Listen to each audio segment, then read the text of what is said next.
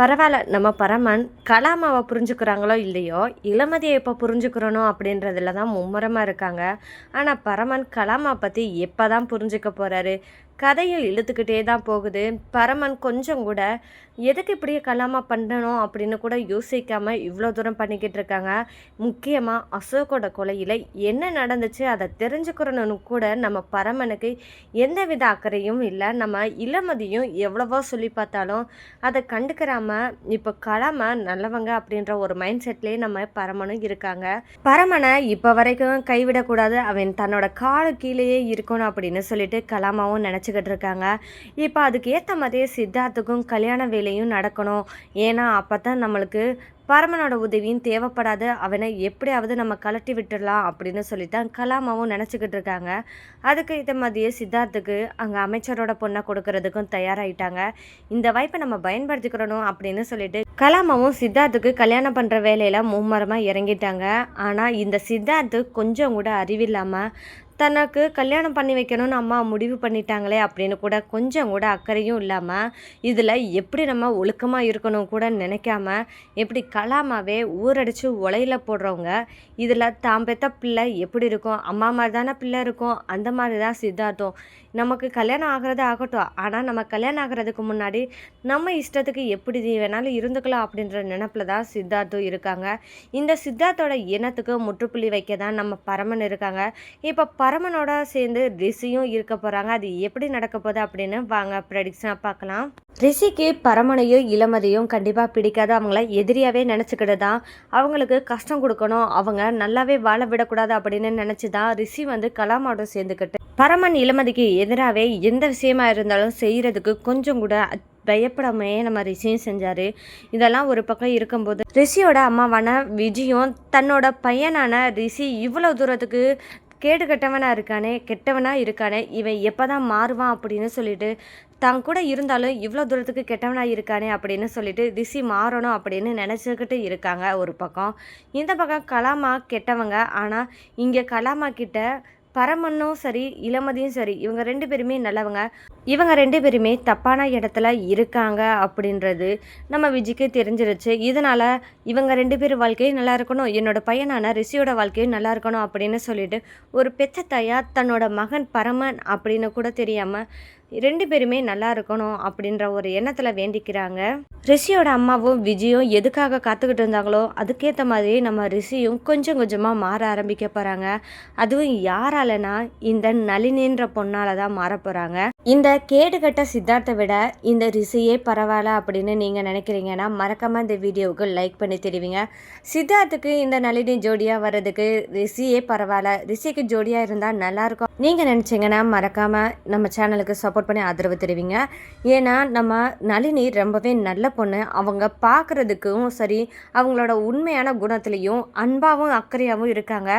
யாருன்னு தெரியாமல் ஒரு நாள் பழக்கத்திலேயே இங்கே நம்ம இளமதி மேலே கூட பிறந்த அக்கா அப்படின்ற எண்ணத்துக்கு தகுந்த மாதிரி உண்மையிலே பாசமாக இருக்காங்க இந்த நளினி. இப்படிப்பட்ட நளினி கண்டிப்பாக உண்மையிலே அவங்களோட வாழ்க்கையிலையும் இளமதியோட தங்கச்சியாக, அதாவது ரிஷிக்கு மனைவியாக ஆகிற மாதிரி ஒரு சந்தர்ப்பம் கிடைச்சா நல்லா தானே இருக்கும்.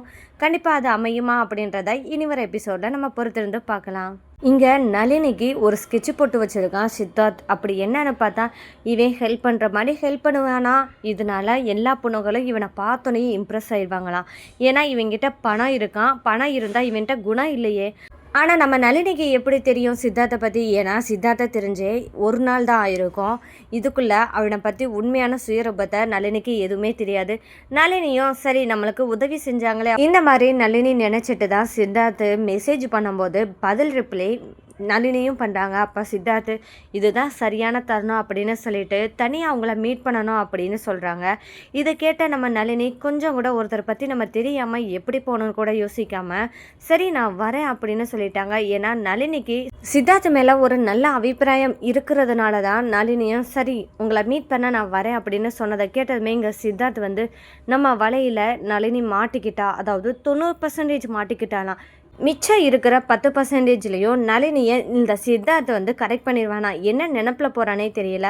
ஆனால் இந்த சித்தார்த்துக்கு முற்றுப்புள்ளி வைக்கிறதுக்கு தான் நம்ம இளமதி இருக்காங்களே.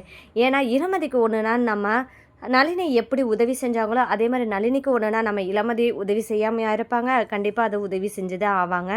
இங்கே சித்தார்த்தும் இங்கே நளினிக்கு எந்த இடத்துக்கு வரணும் அப்படின்னு சொல்லிட்டு லொக்கேஷன் ஷேர் பண்ணிடுறாங்க. நம்ம நளினியும் சரி போகலாம் அப்படின்னு சொல்லிட்டு கிளம்புறாங்க. இதெல்லாம் ஒரு பக்கம் நடந்துட்டு இருக்கும்போது தான் நம்ம இளமதியும் மாவெல்லாம் போடுறதுக்கு சப்ளை பண்ணுறதுக்கு அந்த பக்கம் வராங்க. அப்போ நம்ம நளினியும் பார்க்குறாங்க. நளினி இந்த சைடா அப்படின்னு சொல்லிட்டு நம்ம இளமதியும் கேட்கும்போது, அக்கா நான் ஒருத்தரை மீட் பண்ணணும்னு சொல்லிட்டு என்னை வர சொல்லியிருந்தாங்க, அவங்கள போய் பார்க்க போகிறேன், என்னோட ஃப்ரெண்டு தான் அப்படின்னு சொல்லிட்டு நளினி சொல்கிறாங்க. ஓ அப்படியா அப்படின்னு சொல்லிட்டு நம்ம இளமதி நினைக்கும்போது, அப்போ தான் இங்கே நம்ம நளினி எதையோ மறைக்கிற மாதிரி இருக்கே, முகத்தில் கொஞ்சம் பதட்டமும் இருக்கே அப்படின்னு சொல்லிட்டு இளமதி வாட்ச் பண்ணுறாங்க. என்ன நளினி ஒரு மாதிரியாக இருக்கே, என்ன ஒரு பதட்டமாக இருக்கே அப்படின்னு சொல்லும்போது தான், அப்படியெல்லாம் ஒன்றும் இல்லையே அப்படின்னு சொல்லிட்டு இளமதி கிட்ட சமாளிக்கிறாங்க. அப்போ தான் இங்கே சித்தார்த்தை பற்றி உண்மையை சொல்லலாமா வேணாமா அப்படின்னு நளினி யோசிக்கிறாங்க. எங்கே நம்ம சித்தார்த்தை மீட் பண்ண போகிறோம் அப்படின்னு சொன்னால் இவங்க எதுவும் தப்பாக நினச்சிருவாங்களா அப்படின்னு சொல்லிட்டு இங்கே இளமதி கிட்ட நளினி உண்மையை சொல்லாமல் நான் ஃப்ரெண்டை பார்க்க போகிறேன் அப்படின்னு சொல்லிட்டு கிளம்புறாங்க. சரி அப்படின்னு சொல்லிட்டு நம்ம இளமதியும் சரி நீ போ நளினின்னு நான் பார்த்துக்கிறேன் அப்படின்னு சொல்லிட்டு இருக்கும்போது தான் நம்ம இளமதிக்கு கொஞ்சம் டவுட்டு. நளினியோட முகத்தில் ஒரு பதட்டமோ ஏதோ நம்ம கிட்ட மறைக்கிற மாதிரி இருக்கே அப்படின்னு சொல்லிட்டு பார்க்குறாங்க. அப்போ தான் கரெக்டாக நம்ம நளினியும் சித்தார்த்து சொன்ன இடத்துக்கு கரெக்டாக ரீச் ஆகுறாங்க. நம்ம இளமதியும் நளினியை ஃபாலோ பண்ணிக்கிட்டே பின்னாடியே போயிருக்காங்க. இந்த இடத்துல தான் நளினி சித்தார்த்தை மீட் பண்ணுறத நம்ம இளமதி கண்ணால் பார்க்குறாங்க. அப்போ தான் யோசிக்கிறாங்க, நளினி சித்தார்த்தை பார்க்குறதுக்கு தான் இவ்வளோ தூரம் வந்தாளா? இந்த மாதிரி தான் நம்ம நளினியை பற்றி நம்ம இளமதி யோசிக்கும் போது தான் அப்போ தான் நம்ம இளமதி என்ன நினைக்கிறாங்கன்னா, சித்தார்த் ரொம்பவே மோசமானவனே, அவன் நல்லவனே கிடையாது, இவங்கிட்ட எப்படி நளினி போய் பேசிக்கிட்டு இருக்கான்னு தெரியல, இவனால் நளினிக்கு ஏதாவது ஆபத்து வருமா அப்படின்னு சொல்லிட்டு யோசிச்சுக்கிட்டே அங்கே நிற்கிறாங்க. நடக்கிற எல்லாத்தையும் பார்த்துட்டு இருக்கும்போது அப்போ தான் நம்ம சித்தார்த் நளினியை உள்ளே வாங்களே நம்ம பேசுவோம் உட்காந்து பேசலாமே அப்படின்னு சொல்லிட்டு வீட்டுக்குள்ளே கூப்பிடவும் நளினியும் வீட்டுக்குள்ளே போகிறாங்க. வீட்டுக்குள்ளே போனதுமே இங்கே சித்தார்த்தும் நளினியும் உட்காந்து பேசும்போது தான் நம்ம சித்தார்த்து பரவாயில்லையே நம்மக்கிட்ட மயங்க ஆரம்பிச்சுட்டா போல அப்படின்னு சொல்லிட்டு தப்பாக நடக்கிறதுக்கான முயற்சியில் ஈடுபடுறாரு. அப்போ தான் நளினியும் நினைக்கிறாங்க, நம்ம தப்பான ஒருத்தங்கிட்ட நம்ம மாட்டிக்கிட்டோமோ, நான் அந்த மாதிரி பொண்ணு இல்லை அப்படின்னு சொல்லிட்டு சித்தார்த்துக்கிட்டையும் சொல்லி ட்ரை பண்ணுறாங்க. ஆனாலும் சித்தார்த்து என்ன பண்ணுறாங்கன்னா, இங்கே பாரு நளினி, நீ நினைக்கிற மாதிரிலாம் இது ஜஸ்ட் அட்ஜஸ்ட்மெண்ட்டு தான், இதனால ஒன்றுமே பிரச்சனை இல்லை, ஒன்றுமே ஆகாது, அதனால் எனக்கு கொஞ்சம் கோஆப்ரேட் பண்ண அப்படின்னு சொல்லிட்டு இங்கே சித்தார்த்து நளினியை வற்புறுத்த ஆரம்பிக்கிறாங்க. அந்த இடத்துல என்னை விட்டுருங்க அப்படின்னு சொல்லிட்டு நளினியும் தப்பிச்சு போகலான்னு பார்த்தால இங்கே டோரெல்லாம் க்ளோஸ் பண்ணி வச்சுருக்கான் சித்தார்த். இந்த மாதிரி இடத்துல நம்ம யாருனாலும் ஹெல்ப் கூப்பிடலாம் அப்படின்னு சொல்லிட்டு நளினியும் ஹெல்ப் அப்படின்னு சொல்லிட்டு யாராவது இருக்கீங்களா அப்படின்னு சொல்லிட்டு நம்ம நளினியும் கத்த ஆரம்பிக்கிறாங்க. அப்பதான் கரெக்டா நம்ம இளமதி அந்த வீட்டுக்கு வந்துடுறாங்க. இளமதியும் நம்ம நளினி வீட்டுக்குள்ள வரைக்கும் போறாளே, இவளுக்கு ஏதாவது பிரச்சனை வந்துச்சுன்னா என்னாக்குமே அப்படின்னு சொல்லிட்டு நம்ம இளமதி என்ன பண்றாங்கன்னா வீட்டுக்கு வெளியவே நின்று பார்த்துருக்காங்க. இன்னும் வீட்டுக்குள்ளே போனவா வரவே இல்லை, அதுவும் கதவை போட்டு இருக்கு, என்ன நடக்குதோ அப்படின்னு சொல்லிட்டு நம்ம இளமதியும் வெயிட் பண்ணி பார்க்குறாங்க. அப்போ நளினியோட சவுண்டு கேட்டதுமே நம்ம இளமதி காலிங் பெல் அடிக்கிறாங்க. ஆனால் அதுக்கு முன்னாடியே நம்ம இளமதி என்ன பண்ணிடுறாங்கன்னா போலீஸ் ஸ்டேஷனுக்கு இன்ஃபார்ம் பண்ணிடுறாங்க. சித்தார்த்தை சும்மா விடக்கூடாது அப்படின்றதுக்காக இன்ஃபார்ம் பண்ணி வச்சுறாங்க.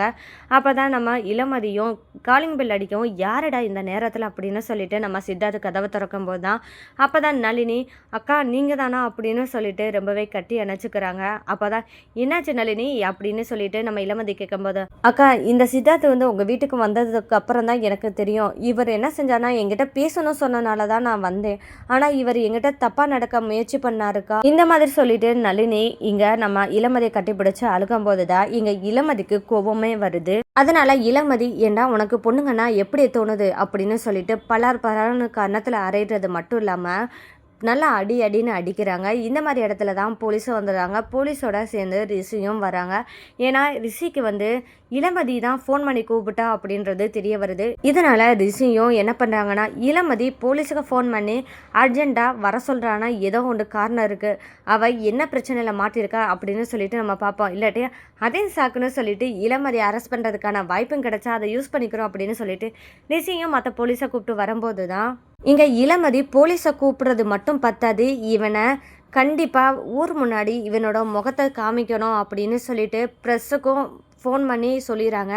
கரெக்டாக போலீஸ் வர நேரமும் மீடியாவும் வந்துடுறாங்க. மீடியா வரவும் இங்கே ரிஷியால் எதுவுமே பண்ண முடியலை. ஏன்னா இந்த இடத்துல ஒரு பொண்ணோட வாழ்க்கையை அழிக்க துணிஞ்ச சித்தார்த்தோட முகத்தை காமிக்கணும் அப்படின்றதுக்காக தானே மீடியாவை வர சொன்னாங்க அப்படின்னு சொல்லிட்டு இங்கே மீடியாக்காரங்களாம் எதுக்கு மேம் நீங்கள் கூப்பிட்டீங்க அப்படின்னுங்க போது தான் நம்ம இளமதி சித்தார்த் வந்து நளினி கிட்ட தப்பாக நடக்க முயற்சி பண்ணதை மீடியா முன்னாடி சொல்லவும் செய்கிறாங்க. இந்த இடத்துல ரிஷி வேற வழியே இல்லை, கலாமாவோட பையனான சித்தார்த்தை அரெஸ்ட் பண்ணியே ஆகணும் அப்படின்ற நிலைமைக்கு தள்ளப்படுறாரு. இதனால ரிஷியும் வேற வழியே இல்லாமல் இங்கே சித்தார்த்தை அரெஸ்ட் பண்ணி கூட்டிகிட்டு போகிறாங்க. இந்த நியூஸ் எல்லாம் மீடியா மூலமாக வெளியே வருது. டிவிலையும் இந்த நியூஸை கலாமா பார்க்குறாங்க. இந்த கலாமா பார்த்ததுமே சும்மா இருப்பாங்களா? கண்டிப்பாக கிடையாது.